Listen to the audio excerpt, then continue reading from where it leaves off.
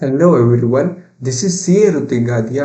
आज अपन स्टार्ट करने वाले हैं क्लास 10th सीबीएसई के साइंस की रिवीजन सीरीज। सबसे पहले अपन स्टार्ट करेंगे चैप्टर नंबर 4 के साथ, जो है carbon and its compounds. Chapter number 4, carbon and its compounds. तो सबसे पहले कुछ इंट्रोडक्शन देख लेते हैं जो हमने क्लास 9th में सीखा था। सबसे पहले हमने देखा था कि मैटर मतलब क्या। मैटर मतलब वो नहीं जो अपन कुटाने करते उसको मैटर बोलते, वो नहीं। मैटर मतलब anything that occupy space and has मास। जिस भी चीज को कुछ ना कुछ वॉल्यूम होता है, कोई ना कोई जगह ऑक्यूपाई करता है, उसे अपन क्या बोलते हैं? मैटर। जैसे कि ये फोन, मोबाइल फोन, इसको जगह लग रही है, तो कोई भी चीज जो भी अपन आसपास देख रहे हैं वो सब क्या है? मैटर है। उसके बाद हमने देखा एटम मतलब क्या। एटम क्या रहता है? एटम मतलब मैटर को मैंने एकदम छोटे छोटे छोटे टुकड़ों में, एकदम इतना छोटे कि बाबा इससे छोटा मैं कट ही नहीं कर सकता, उसको तोड़ ही नहीं सकता। तो वो स्मॉलेस्ट इनडिविजिबल पार्ट जो होता है मैटर का, smallest indivisible part of matter, उसको अपन क्या बोलते हैं? उसको बोलते हैं एटम। ठीक है। अब एटम और एक होता है एलिमेंट। एटम और एलिमेंट को कंफ्यूज मत करो। मैंने आपको बोला कि हाइड्रोजन, सोचो बाबा हाइड्रोजन क्या रहता? तो वो जो अपन सोच रहे कि हाँ हाइड्रोजन होता है, वो हाइड्रोजन का मतलब होता है एलिमेंट। लेकिन मैं क्या बोला, ये देखो, ऐसे पकड़ के लाया हाइड्रोजन को, बोला देखो ये हाइड्रोजन है, तो इसको अपन बोलेंगे एटम। मतलब हाइड्रोजन ही एलिमेंट भी हो सकता है, एटम भी हो सकता है। एलिमेंट मतलब कब? जब अपन सोचते हैं हाँ हाइड्रोजन नाम का एक चीज रहती है, वो रहता है एलिमेंट। लेकिन जब अपन उसको सही में यूज करते हैं एक्सपेरिमेंट वगैरह के लिए, तो अपन उसके एटम्स, एक atom of hydrogen, 10 atom of hydrogen, ऐसे। तो इसको एलिमेंट मतलब क्या? ये हाइड्रोजन, कार्बन, ये सारी चीजें क्या है? एलिमेंट्स है। दूसरा अपन ने उसके बाद देखा था मॉलिक्यूल मतलब क्या।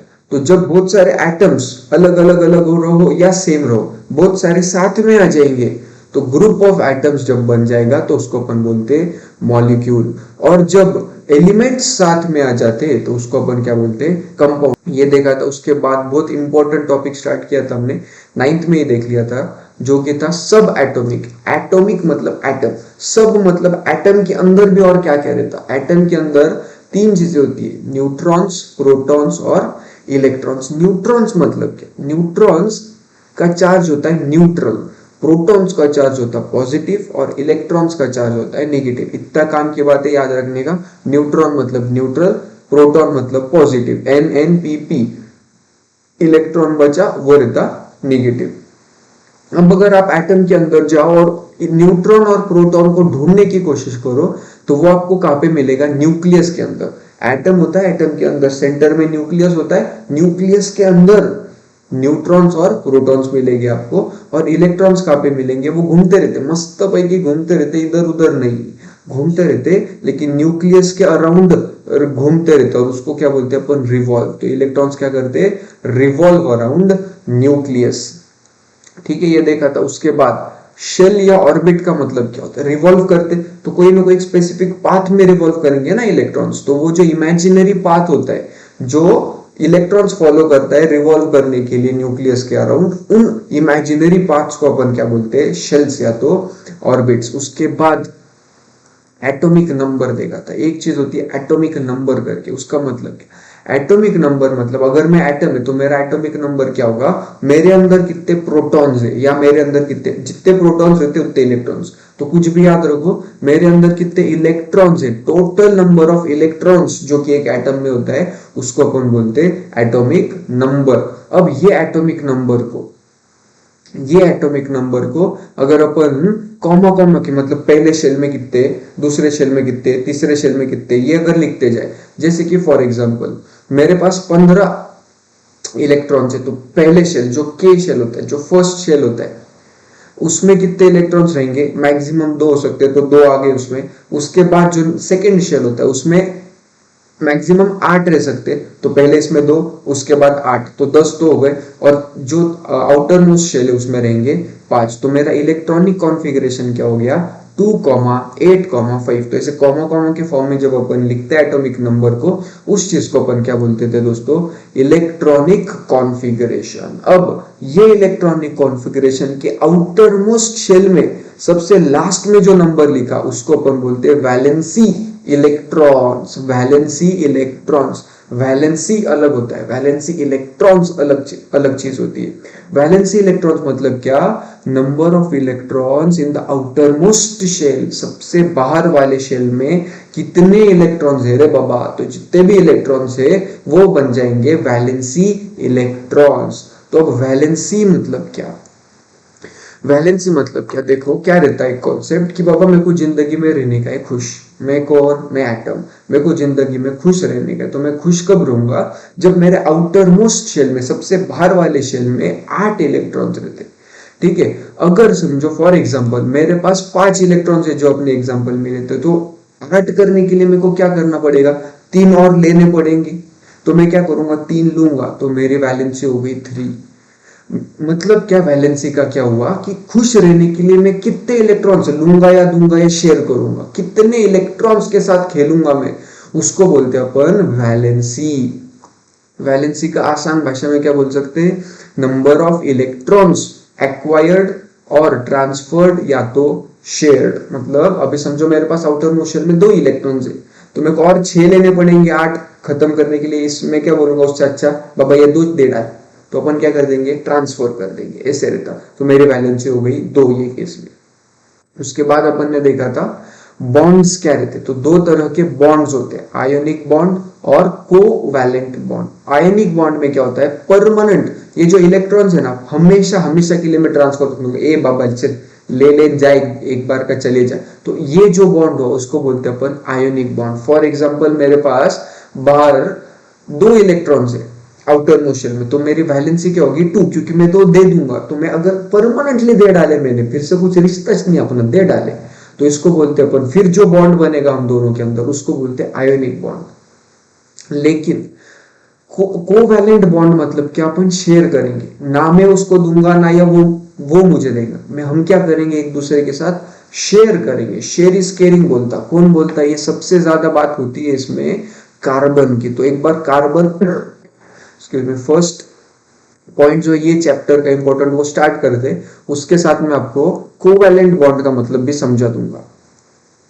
तो क्या है टॉपिक का नाम, बॉन्डिंग इन कार्बन। कार्बन एक दूसरे के साथ बॉन्ड कैसे बनाता है, तो कौन सा बॉन्ड बनाता है, हमेशा हमेशा हमेशा बनाता है कोवैलेंट बॉन्ड। लेकिन बाबा क्वेश्चन ये अराइज होता है कि कोवैलेंट बॉन्ड का मतलब क्या है। तो कोवैलेंट बॉन्ड मतलब क्या, bonds which are formed by, सबसे important word, sharing of electron. एक इलेक्ट्रॉन जब अपन शेयर करेंगे तो उसके वजह से जो बॉन्ड बने, तो उस बॉन्ड को अपन क्या बोलते हैं, कोवैलेंट बॉन्ड। मतलब क्या, मैं भी मेरा एक दूंगा, आप भी आपका एक देना, तो एक एक शेयर कर डाला तो एक बॉन्ड बना, तो ऐसे शेयरिंग मतलब क्या, मैंने जो दिया वो न आपका न मेरा, वो दोनों का। आपने जो सेंटर में रखा आपने दोनों के, तो वो दोनों जो है वो न आपके न मेरे, वो दोनों के दोनों के वो दोनों। तो ऐसे टाइप के बॉन्ड्स को अपन क्या बोलते हैं, कोवैलेंट बॉन्ड्स।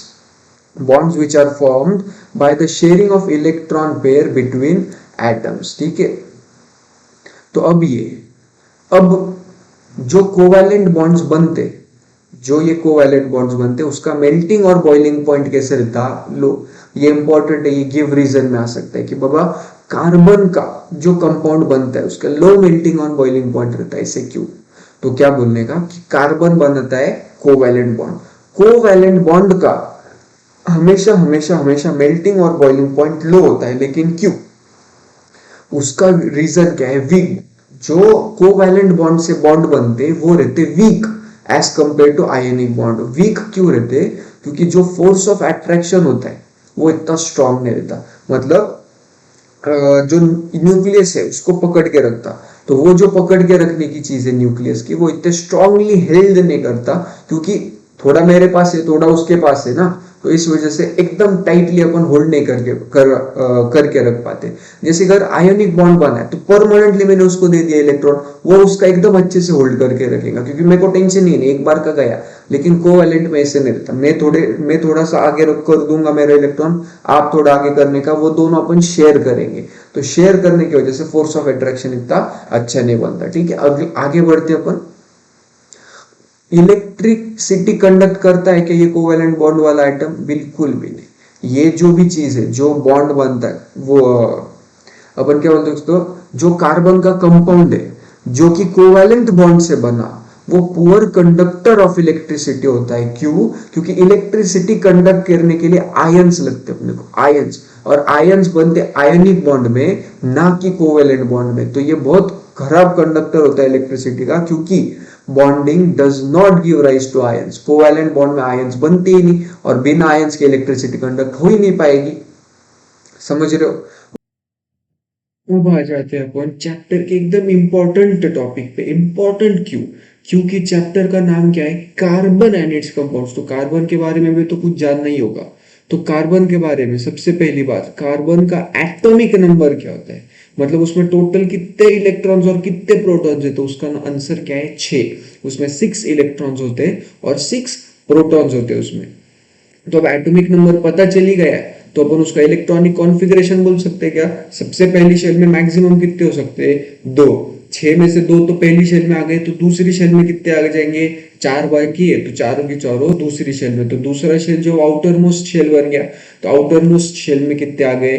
चारों। तो उसका इलेक्ट्रॉनिक कॉन्फ़िगरेशन हो गया 2,4, और ये जो 4 है आउटर मोस्ट शेल में, जो 4 है वो हो गया वैलेंसी इलेक्ट्रॉन्स। और वैलेंसी क्या होगी अब देखो, अगर मेरे पास आउटर मोस्ट में एक है, तो मैं क्या बोलूंगा? एक को ए चल बाबा जा, तो मैं आयोनिक बॉन्ड बना सकता। अगर मेरे पास 2 है, तो मैं 2 को क्या बोलूंगा? ए चल बाबा जा, तो मैं 2 का आयोनिक बॉन्ड बना सकता। अगर मेरे पास आउटर मोस्ट शेल में 3 है, तो मैं क्या करूंगा? ए 3 को चल जा। अगर मेरे पास 7 है, तो मैं बोलूंगा 1 को आ जा। 6 है तो मैं बोलूंगा 2 को आ जा। 5 है तो 3 को बोलूंगा आ जा। लेकिन अगर 4 है तो कंफ्यूजन है ना रे बाबा, कि आउटर मोस्ट में अगर 4 है, मेरे को चाहिए 8, तो क्या मैं जो 4 है उसको भेज दूं या और 4 को लेके आऊं? तो दोनों भी काम करने में इतनी एनर्जी लगती कि आपस में बैठ के एटम्स ने क्या सुलझा लिया इसको, कि बाबा 4 देने में भी बहुत एनर्जी लगेगी, 4 आने में भी बहुत एनर्जी लगेगी, इसलिए अपन क्या करते हैं? ना देंगे ना लेंगे, अपन करेंगे शेयरिंग। तो कार्बन के पास आउटर मोस्ट शेल में 4 इलेक्ट्रॉन्स है, और उसको 4 देने में लेने में बहुत कठिनाई होगी, इसलिए वो क्या करता है? वो 4 करेगा शेयर, मतलब ये 4 दूसरों को देगा और उसके बदले में 4 उनसे भी लेगा। तो मेरे 4 उनके 4 ऐसे मिलके हो गए मेरे पास 8, इसलिए मैं खुश हो जाऊंगा। खुश मतलब क्या? मेरा ऑक्टेट जो है आउटर मोस्ट शेल में 8 करने का सपना हो जाएगा मेरा, खत्म, साकार हो जाएगा मेरा। तो मेरी वैलेंसी क्या है कार्बन की? मैं मतलब कौन? अभी कार्बन। तो कार्बन की वैलेंसी क्या है? 4।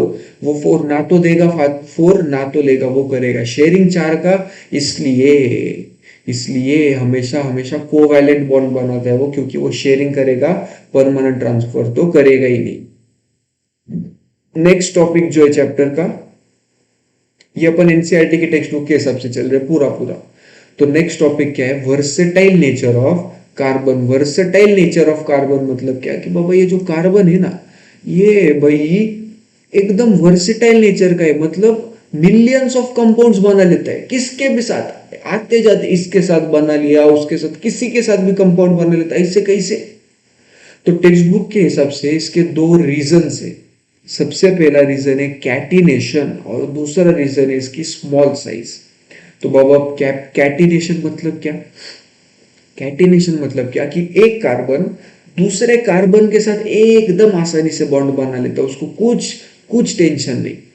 Carbon forms bonds with other atoms of carbon है, तो उसकी इस प्रॉपर्टी को अपन क्या बोलते हैं? कैटिनेशन। कैटिनेशन मतलब एक कार्बन की प्रॉपर्टी, जो उसको क्या बोलते हैं? कि चल दूसरे कार्बन के साथ एकदम आसानी से बॉन्ड बना ले तू, इसको बोलते हैं कैटिनेशन। तो कार्बन कार्बन के साथ बहुत सारे इजीली बॉन्ड बना पाता ना, ये एक रीजन है। उसके मिलियंस ऑफ कंपाउंड्स होते हैं अलग अलग टाइप के।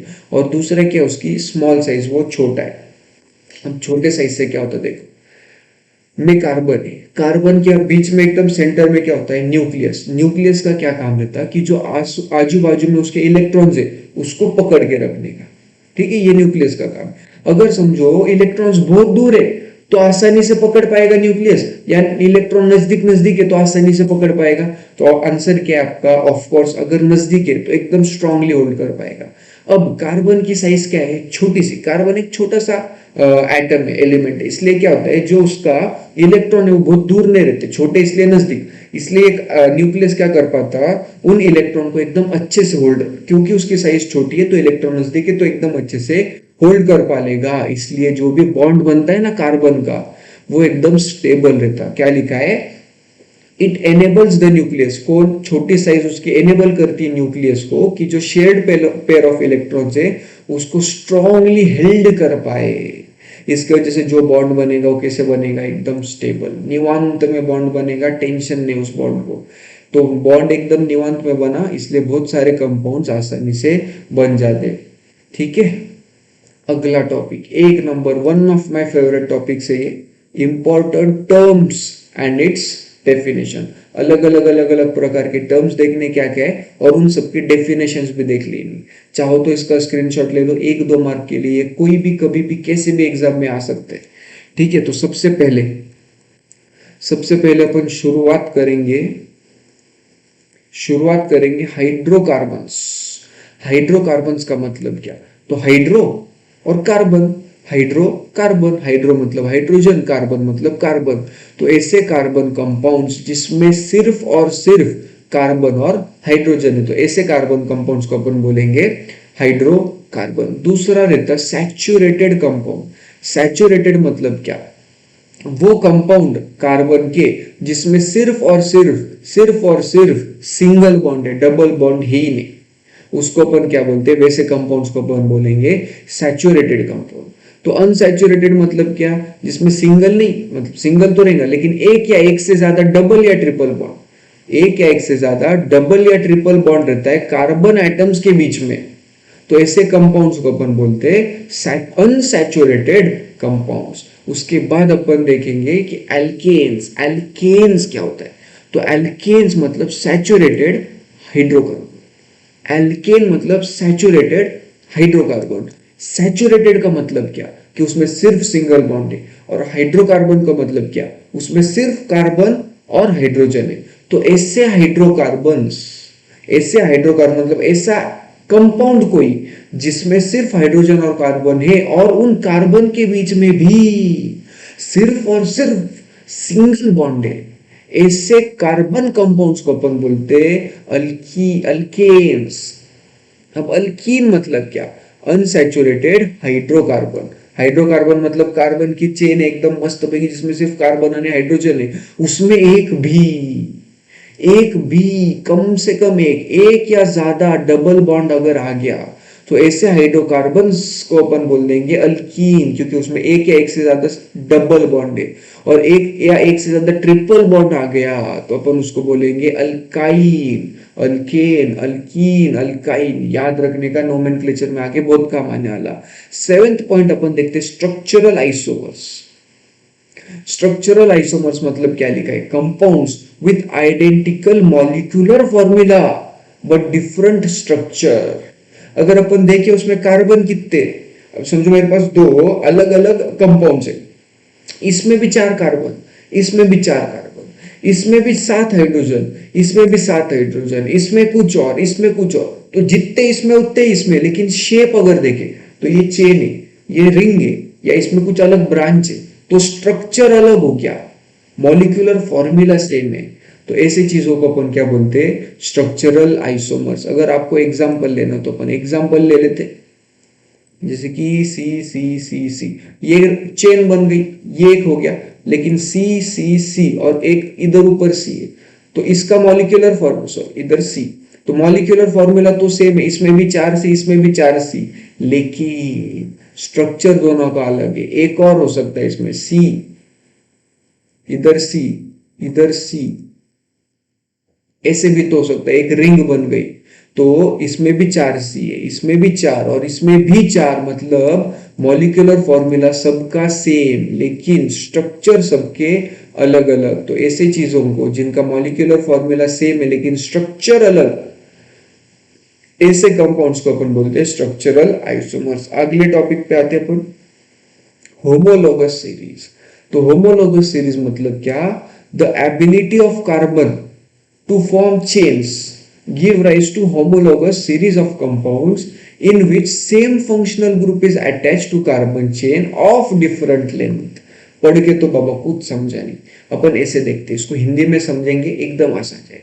समझो मेरे पास 2 कार्बन है और उसके पास एक फंक्शनल ग्रुप। फंक्शनल ग्रुप क्या अपन देख लेंगे।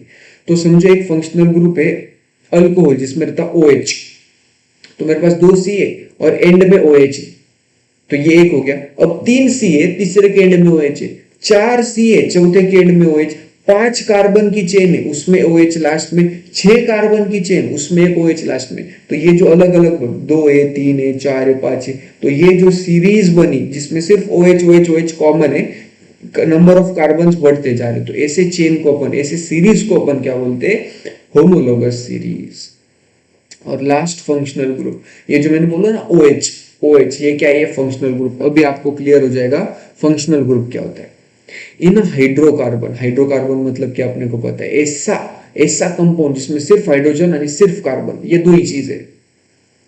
इन हाइड्रोकार्बन अगर वन और मोर हाइड्रोजन रिप्लेस हो गया किसी और एलिमेंट से, क्या हो रही बात, मेरे पास सिर्फ कार्बन और हाइड्रोजन है, लेकिन मेरा एक आधा हाइड्रोजन चला गया, उसकी जगह पे कुछ और आ गया, हाइड्रोजन एक चला गया, उसकी जगह पे कुछ और आ गया, इस हिसाब से आया कि बाबा वैलेंसी कार्बन की सेटिस्फाइड है, तो वो जो आया ना, वो जो आया उसको अपन बोलेंगे फंक्शनल ग्रुप। तो अलग अलग अलग तरीके के फंक्शनल ग्रुप रहते, वो यहाँ पे देखेंगे अपन अपने अगले टॉपिक में, जिसका नाम है नोमेनक्लेचर। नोमेनक्लेचर मतलब नामकरण। नामकरण तो सबको सबको करते आते ही है, नहीं आता तो अपन यहाँ पे सीख लेंगे एकदम फटाफट। मैं ट्राई करूंगा इस पे एक अलग से डेडिकेटेड वीडियो बनाने की, लेकिन यहाँ पे अपन क्या करते हैं, एकदम फटाफट फटाफट देख लेते हैं कि बाबा क्या होता है इसमें, मजा आएगा एकदम ध्यान देके देखने का। सिर्फ नोमेनक्लेचर ऑफ कार्बन कंपाउंड, बहुत मजा आने वाला, एक बार फटाफट देख लेते। तो फर्स्ट स्टेप क्या है, identify number of carbon atoms. जो भी जिस भी कार्बन के कंपाउंड को आपको नाम देना है कोई, तो उस कार्बन के कंपाउंड में कितने कार्बन एटम्स है वो देख लो, 1 2 3 4 5 या 6, कितने हैं देख लो। अपने को 6 तक, एक ऐसे तो बहुत सारे हो सकते हैं, अपने सिलेबस में 6 तक है। तो अगर एक कार्बन एटम है तो उसको नाम देंगे अपन मिथ, 2 है तो इथ, 3 है तो प्रोप, 4 है तो ब्यूट, 5 को पेंट, 6 को hex. Meth eth prop but pent hex, मेरे साथ बोलने का, meth eth prop but pent hex, meth eth prop but pent hex. Step number 2 क्या बोलता है, देखना पड़ेगा कि बाबा कोई डबल या तो कोई ट्रिपल बॉन्ड है क्या। पहले काउंट कर लिया बाबा, इसमें इतने कार्बन एटम्स है, ठीक है काउंट कर लिया। अब देखो, क्या देखो कि उसमें कोई डबल या ट्रिपल बॉन्ड है क्या। अगर एक या एक से ज्यादा ट्रिपल बॉन्ड है, सबसे पहले देखने का ट्रिपल बॉन्ड है क्या। अगर ट्रिपल बॉन्ड रहा तो टेंशन इस नहीं, अगर ट्रिपल बॉन्ड है तो YNE लगा देंगे अपन। अगर ट्रिपल बॉन्ड नहीं है तो फिर देखो डबल बॉन्ड है क्या। अगर डबल बॉन्ड है तो अपन लगाएंगे ENE। अगर ना तो ट्रिपल है ना तो डबल है, मतलब सारे के सारे सिंगल है। अगर सारे के सारे सिंगल है तो अपन क्या लगाएंगे, ANE। समझ रहे हो, पहली स्टेप में काउंट करने कितने कार्बन आइटम्स है, उसके बाद अपन ने देखा ट्रिपल है क्या, ट्रिपल नहीं तो डबल है क्या, डबल नहीं तो सारे सिंगल, ट्रिपल है तो YNE, डबल है तो ENE, सिंगल है तो ANE। इसके बाद थर्ड स्टेप क्या है, identify the functional group. Number of carbon atoms count करे, डबल ट्रिपल सिंगल है क्या नहीं देख लिया, उसके बाद क्या देखो उसमें फंक्शनल ग्रुप अगर है तो कौन सा है। 6 तरीके के फंक्शनल ग्रुप हो सकते हैं, ध्यान दो। अल्कोहल हो सकता है, मतलब अगर OH है, आपको जो क्वेश्चन दिया है उसमें OH लिख के अगर आ गया गलती से, तो उस फंक्शनल ग्रुप का नाम होता है अल्कोहल। क्या होता है नाम उसका, अल्कोहल। उस फंक्शनल ग्रुप का नाम होता है अल्कोहल, और उसको अपन क्या करते हैं, सफिक्स देते हैं OL, मतलब नामकरण जो बोल रहे अपन तो उसमें OL बोलेंगे। अगर सी लास्ट वाले कार्बन जो भी चेन है उसके लास्ट, फर्स्ट या तो लास्ट जो भी कार्बन की चेन है उसमें या तो सबसे पहले या तो सबसे आखिर में डबल बॉन्ड O है, सबसे पहले या सबसे आखिर में डबल बॉन्ड O है, तो उस फंक्शनल ग्रुप का नाम हो जाता है अल्डिहाइड, और उसका सफिक्स होता है AL। ये आपको याद रखना पड़ने वाला। अपन ने 2 चीजें देखी, अगर किधर भी OH रहा, उसमें कुछ नहीं कि एंड में, फर्स्ट में या बीच में, किधर भी रहो एक भी OH है तो उसका उस फंक्शनल ग्रुप का नाम होता है अल्कोहल। उसको सफिक्स क्या देते हैं अपन, OL। लास्ट के दो वर्ड्स, अल्कोहल का लास्ट का OL। अगर फर्स्ट में या एंडिंग में डबल बॉन्ड O है, सिर्फ और सिर्फ डबल बॉन्ड O, तो उसको सफिक्स दे देंगे अपन AL, अल्डिहाइड का पहले दो AL। अगर फर्स्ट लास्ट छोड़ के बीच में किधर भी डबल बॉन्ड हो, फर्स्ट ना तो लास्ट, बीच का कोई कार्बन एटम है जिसमें डबल बॉन्ड O है, तो उस फंक्शनल ग्रुप का नाम होता है कीटोन, और उसको सफिक्स देते हैं अपन लास्ट के 3 ONE। समझ रहे हो? अगर लास्ट वाले कार्बन पे या तो फर्स्ट या लास्ट किसी कार्बन पे डबल बॉन्ड O और OH दोनों है, सिर्फ OH नहीं या सिर्फ डबल बॉन्ड O नहीं, लास्ट या फर्स्ट पे डबल बॉन्ड O भी है और OH भी है, तो ऐसे फंक्शनल ग्रुप को अपन बोलते हैं कार्बोक्सिलिक एसिड। क्या बोलते हैं अपन? Carboxylic acid. और उसको सफिक्स देते हैं अपन OIC acid, OIC acid, OIC acid. उसके बाद आगे बढ़ते जिंदगी में, अगर कोई भी आपको Cl दिखा, आगे पीछे ऊपर नीचे किधर भी Cl दिखा, तो उसको अपन बोलते हैं क्लोरीन। Cl मतलब क्लोरीन, उसको प्रीफिक्स देते हैं। अब तक पूरा की पूरा सफिक्स दिया था, अभी अपन देंगे मस्त की प्रीफिक्स। प्रीफिक्स का नाम क्या देंगे अपन? Chloro, chloro. और अगर किधर भी Br देगा तो उस फंक्शनल ग्रुप को ब्रोमीन बोलते हैं, उसको प्रीफिक्स देंगे ब्रोमो। मतलब Cl और Br दोनों को प्रीफिक्स है, बाकी सारे की सारे सफिक्स है। अगर सफिक्स है गलती से, मतलब ये पहले 4 केस में कोई अगर अपना क्वेश्चन आ रहा है, ये 4 में अगर कोई क्वेश्चन आ रहा है, तो ही अपन 4th स्टेप पे बढ़ेंगे। और 4th स्टेप क्या बोलते हैं? अगर सफिक्स है, अगर सफिक्स है तो अपन ई हटाएंगे। ये जो YNE, ENE या ANE लास्ट के तीनों में ई है, तो वो ई हटाएंगे, और वो जो सफिक्स अपन ने वहां पे देखा था वो सफिक्स अपन लिख के लेंगे। समझ रहे हो क्या? एकदम मस्त पैकी। जब मैं इस पे अलग से एक डेडिकेटेड वीडियो बनाऊंगा, जब तक आप ये वीडियो देख रहे हो तब तक आ भी गई होंगी, तो उसमें अपन मस्त पैकी एकदम बिंदास होकर एग्जांपल लेंगे, उसमें आपको एकदम क्लियर हो जाएगा। लेकिन अगर आपको पहले पढ़े, आप कर चुके हो, आपको आते हैं, फिर मजा आ गया रहेगा। एक बार फटाफट रिवाइज करते हैं अपन।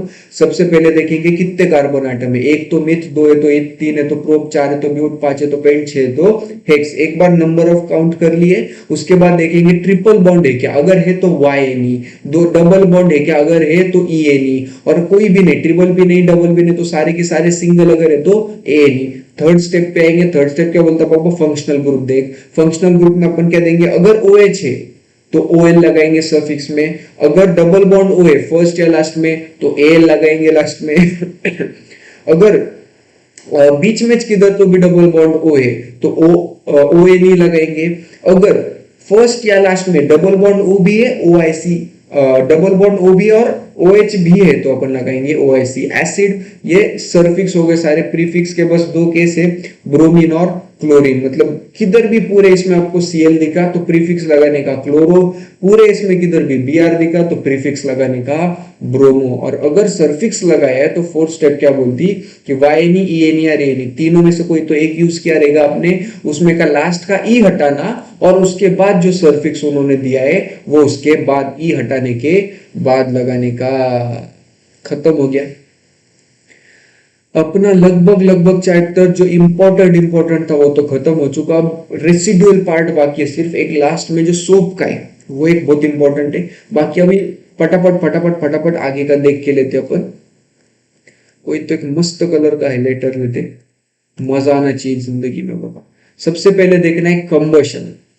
कंबशन मतलब क्या, ये अपन डिटेल में देखेंगे चैप्टर नंबर 1 में। लेकिन यहाँ पे कंबशन का अगर आपको आसान भाषा में मतलब जानना है तो कोई भी कंपाउंड जब ऑक्सीजन के साथ रिएक्ट करेगा तो उस चीज को अपन बोलते हैं कंबशन। तो क्या कार्बन ऑक्सीजन के साथ रिएक्ट करता? हाँ, carbon in all its allotropic form, कैसा भी रहो रे बाबा, वो ऑक्सीजन के साथ रिएक्ट करके बर्न होगा ही। और बर्न होने के बाद कार्बन डाइऑक्साइड ही मिलेगा, साथ साथ में हीट और लाइट रिलीज होगी। Carbon in all its allotropic form burns in oxygen to give carbon dioxide with release of heat and light. और ज्यादातर most of the carbon compounds release large amount of heat and light on burning. इसलिए जो कोल वगैरह जो भी रहते हैं सारा कार्बन ही तो है, तो इसीलिए अपन इनको हीट करने में आग लगाने के लिए ये यूज करते हैं अपन, कोल वगैरह, चारकोल है, कोल है, क्योंकि ये कार्बन कंपाउंड है। और कार्बन कंपाउंड को जब भी आग लगती है तो लार्ज अमाउंट ऑफ हीट और लाइट रिलीज करते हैं वो, ठीक है।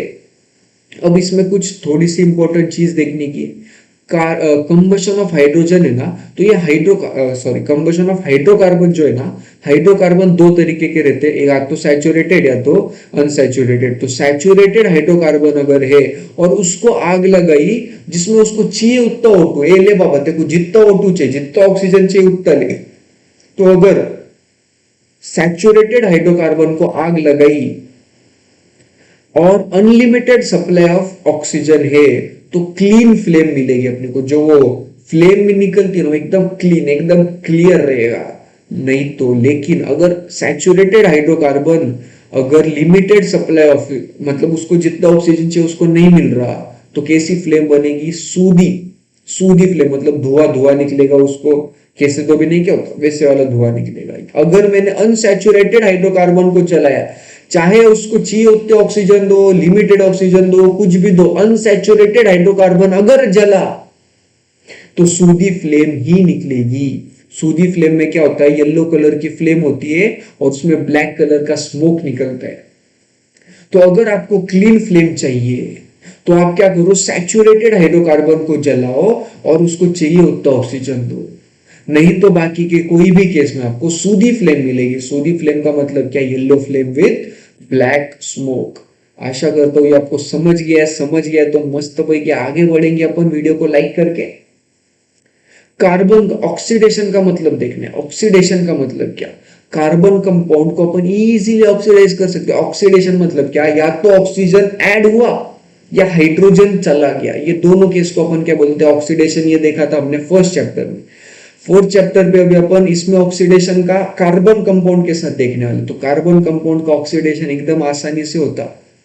जो सब्सटेंस ये कुटाने करते, मतलब ऑक्सीजन ऐड कराते कार्बन कंपाउंड्स में, उस सब्सटेंस को अपन बोलते हैं ऑक्सीडाइजिंग एजेंट। दो एग्जांपल है, अल्कलीन पोटेशियम परमैंगनेट या एसिडिफाइड पोटेशियम डाइक्रोमेट। ये दो कौन है? अपने ऑक्सीडाइजिंग एजेंट जो क्या काम करते हैं? ऑक्सीजन ऐड कराते हैं कार्बन कंपाउंड्स में। आगे बढ़ेंगे अपन एडिशन रिएक्शन। एडिशन रिएक्शन में क्या होता है? एग्जांपल लेते हैं अपन। मैं रास्ते से जा रहा था, एकदम मस्त रास्ते से जा रहा था, भेलपुरी भी खा रहा था, लड़की घुमा रहा था, लड़की को मिर्ची लगी लेकिन मेरे को नहीं मिर्ची।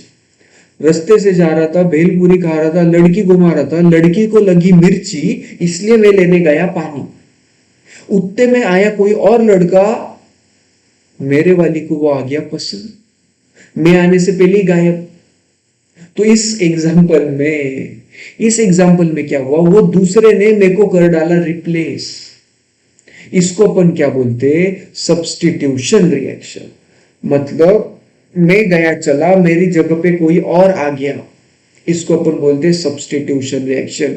इन presence of sunlight chlorine is added to hydrocarbon. ये एकदम फटाफट होता, सनलाइट की प्रेजेंस में क्लोरीन क्या होता?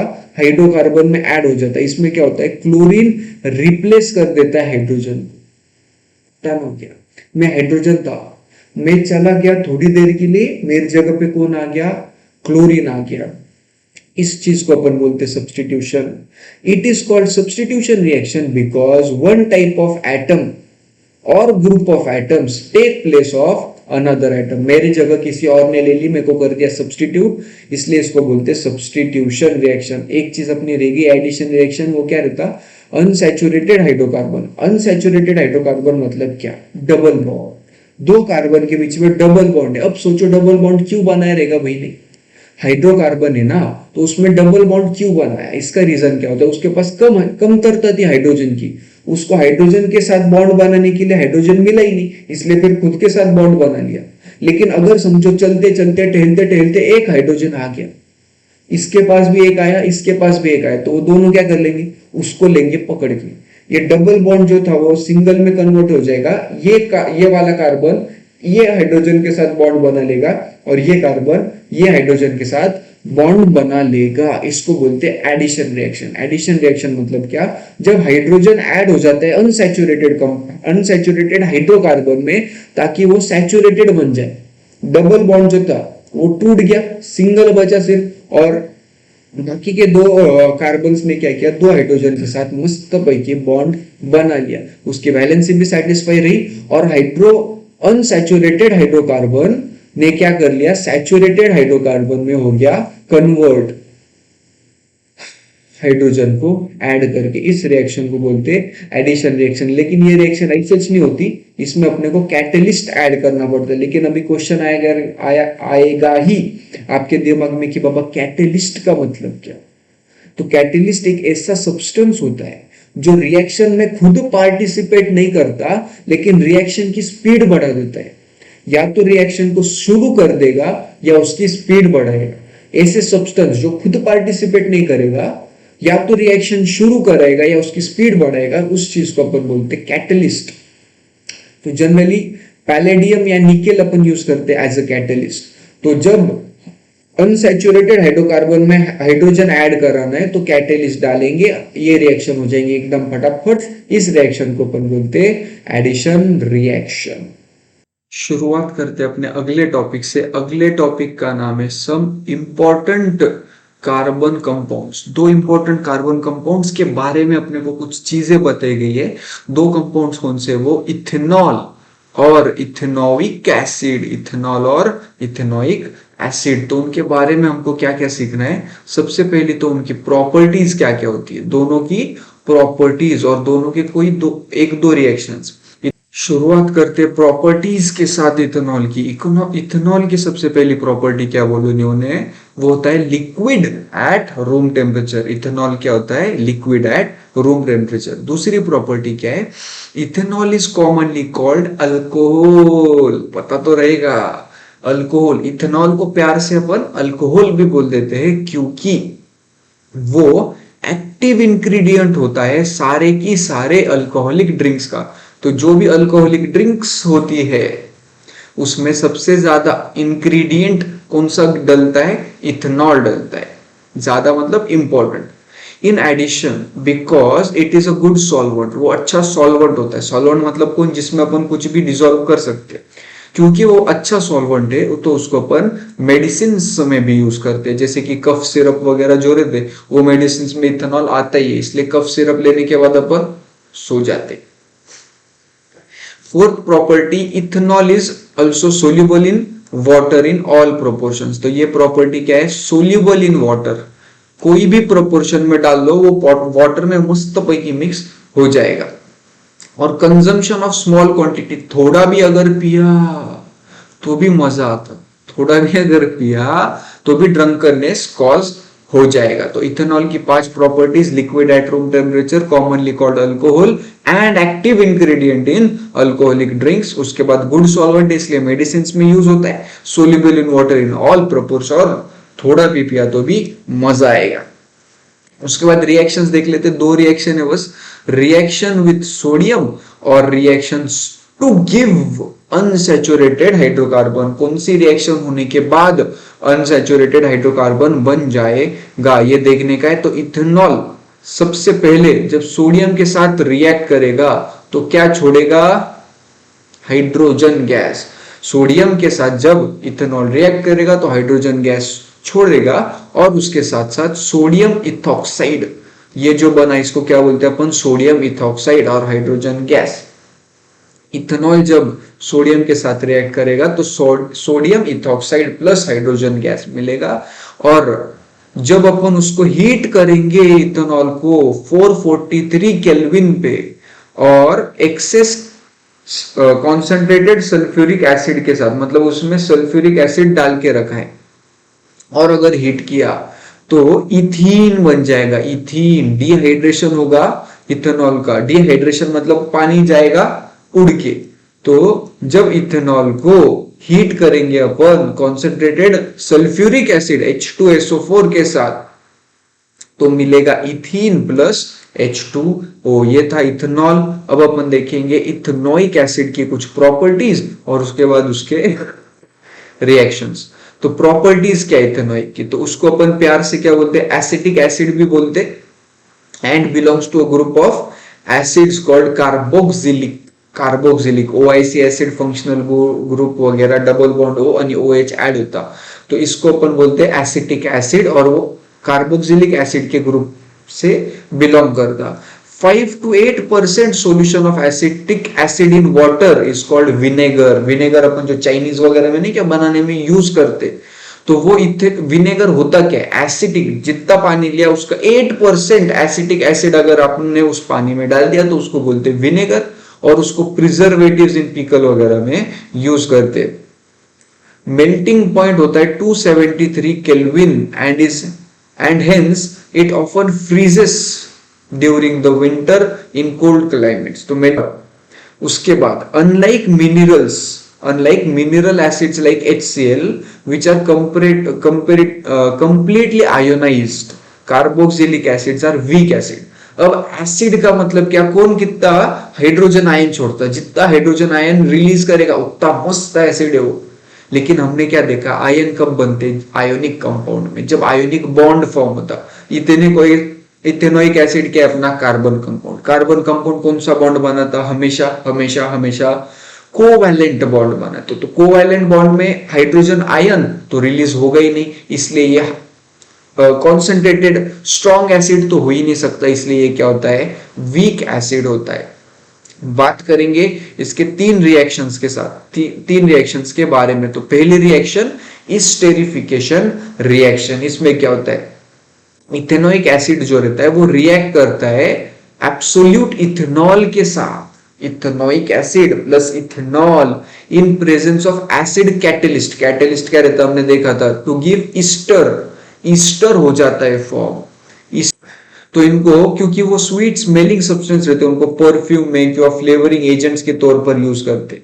तो क्योंकि ईस्टर फॉर्म हुआ, इथेनॉल जब इथेनोइक एसिड के साथ रिएक्ट होगा, इसलिए इस प्रोसेस को बोलते हैं स्टेरिफिकेशन रिएक्शन। आगे बढ़ते, reaction with base. Ethanoic acid reacts with base such as sodium hydroxide to give salt.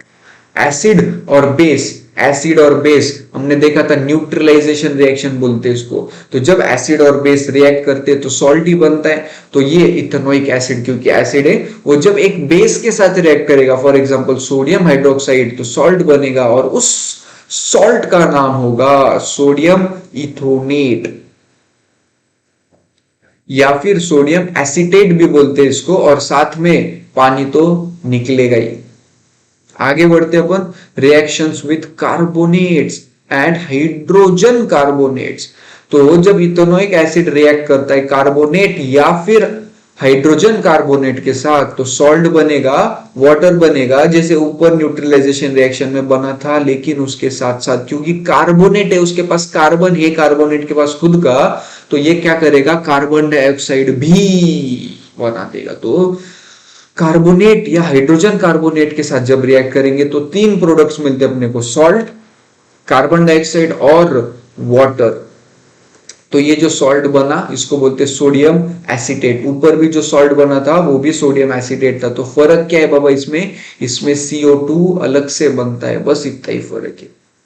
Last topic अपनी जिंदगी का, ये चैप्टर के जिंदगी का जो है मस्त पैकी अपना सोप्स एंड डिटर्जेंट। सोप्स और डिटर्जेंट्स कैसे काम करते हैं, लेट्स सी। सबसे पहले वो क्या बोलते हैं कि ज्यादातर गंदगी, डर्ट जो होती कपड़ों पे, वो ऑयली होती है नेचर में, और ऑयल तो हमको पता है कि वाटर में डिसॉल्व होता नहीं। इसलिए अगर कपड़े डायरेक्टली अपन पानी में धोएंगे तो उसपे जो ऑयल है, जो डर्ट है, ऑयल है जो डर्ट के फॉर्म में, वो तो निकलेगा ही नहीं क्योंकि वो वाटर में मिक्स नहीं होता है। इसलिए अपन क्या करते हैं, अपन सोप या तो डिटर्जेंट यूज करना पड़ता।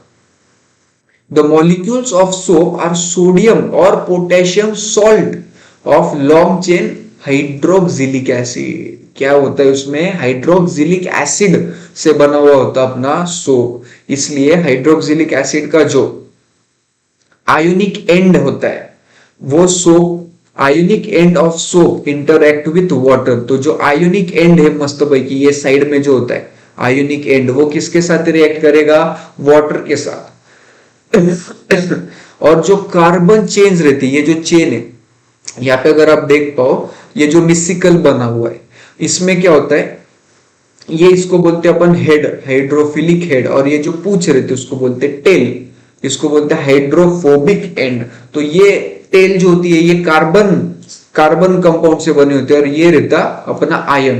तो जो आयन है वो वाटर के साथ रिएक्ट करता, और ये जो कार्बन की चेन रहती है वो ऑयल के साथ रिएक्ट करती है।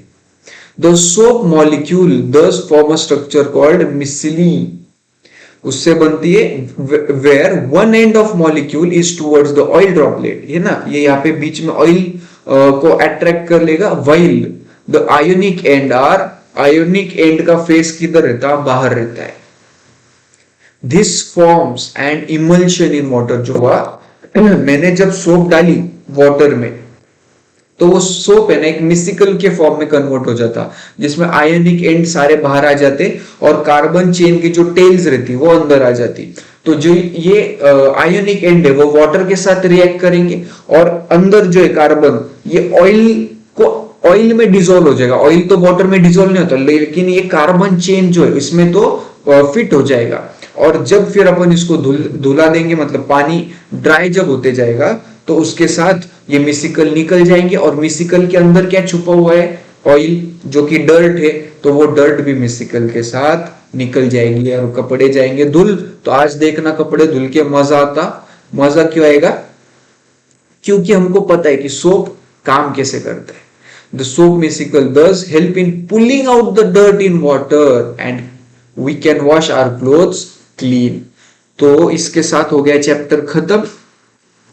मजा आया क्या? बोलना बाबा, जरूर जरूर जरूर कमेंट करके बोलना मजा आया क्या। और अगर मजा आया तो ये सबके साथ शेयर करो, क्योंकि ये मजा मैं सबको देना चाहता हूं। किसने कहा था ये भी कमेंट कर देना। तो मिलते हैं अगले चैप्टर के रिवीजन वीडियो के साथ जल्द ही। और हाँ, नोमेनक्लेचर और इलेक्ट्रॉन डॉट स्ट्रक्चर, जो ये दो चीजें, इस पे मैं अलग से एक डेडिकेटेड वीडियो बना लूंगा। जब तक आप ये वीडियो देखोगे तब तक शायद से वो वीडियो आ चुका होगा, तो वो भी देख लेना, मजा जरूर आएगा। ठीक है, तब तक के लिए जय जिनेंद्र।